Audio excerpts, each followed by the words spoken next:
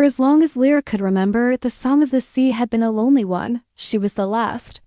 This truth was etched into the solitary path of her life, whispered by the cold currents that swept through the ruins of her ancestral coral city, now inhabited only by skittering crabs and silent, staring fish. Her only companions were the memories woven into the nautilus shell she wore around her neck, a final gift from her grandmother, who had vanished with the rest during the Great Grey Tide, a plague of silence and death that had swept through the oceans decades ago. Lyra's days were spent in the sun-dappled upper world, tracing the hulls of human ships, her voice joining the wind's lament. Her nights were spent in the deep, dark quiet where the pressure matched the weight in her heart. She was a relic, a living ghost in a watery graveyard.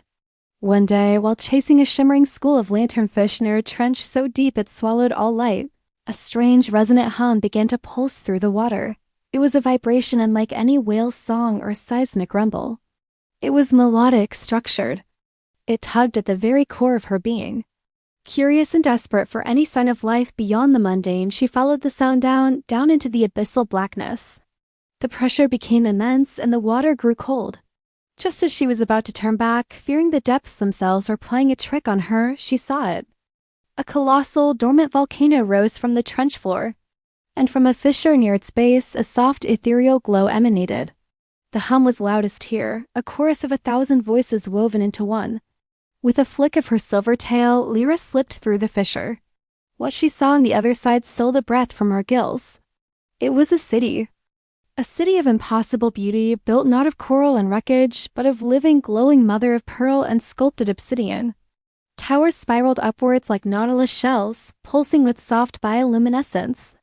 Manta rays, adorned with harnesses of woven kelp, glided through wide avenues, while gardens of luminous anemones and ghostly white sea fans swayed in the gentle current. And everywhere there were mermaids. Hundreds of them, thousands. Their scales were of every hue, deep abyssal purple, vibrant sunset orange, mysterious trench green. They swam in schools, they bartered in markets filled with strange, deep-sea fruits, they sang in harmonious circles. Lyra's heart hammered against her ribs. This wasn't a dream. It was a miracle. She had barely processed the sight when a patrol of guards, their scales the color of polished jet and carrying spears tipped with sharpened, dragonfish teeth, surrounded her. They did not look hostile, but their expressions were stern, unyielding. They escorted her to the heart of the city, a great plaza where a throne of woven whalebone and glowing crystal sat. Upon it was an ancient mermaid, her long silver hair flowing like a moonlit current, her tail the color of the midnight sky. Her eyes, wise and deep as the ocean itself, held Lyra's gaze. "I am Neri, matriarch of the Abyssal Clan," her voice echoed in Lyra's mind, a clear, calm telepathy that all merfolk shared. "You have wandered far, child of the sunlit zones. We felt the echo of your loneliness from here. You are the one from the world above, the one who believes herself alone." Tears, invisible in the salt water, welled in Lyra's eyes. "I thought I was the last." The great tide, Neri's face softened with a profound sadness. It spared us, here in the deep. We closed our doors to the poisoned currents and waited. We watched the world above die and we grieved. We thought all were lost, until we began to feel you.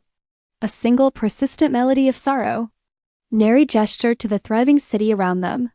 "You are not the last, Lira. You are a lost daughter, finally come home. The Abyssal Clan is strong, but our song is missing the harmony of the sun and the moon. Your blood carries the memories of the shallow seas, of the warm currents and the starry skies. We need that memory. We need you." Lyra's initial awe began to curdle into a complex whirlpool of emotions. Joy, yes, but also a fierce, protective pride for her solitary life. "You want me to join you, to just forget my home? The world I guarded?" "We did not ask you to forget," Neri replied, her telepathic voice gentle but firm. "We ask you to remember for us, to teach us what was lost, to help us become whole again. Your strength, forged in solitude, can be our strength. Join our clan. Let your lonely song become part of our great chorus." Lira looked around at the faces of the deep-sea merfolk. They watched her not with pity, but with a hopeful, eager intensity. She saw curiosity in their eyes, a longing for the stories she carried. She thought of her empty coral city, a museum of ghosts. Then she looked at this vibrant, hidden metropolis, a living heart beating in the deep. She unclasped the nautilus shell from her neck, the shell that held the whispers of her grandmother. She held it out, and as she did, she poured her memories into it. The warmth of the sun on her skin, the taste of a tropical current, the pattern of the constellations seen from a calm sea at night.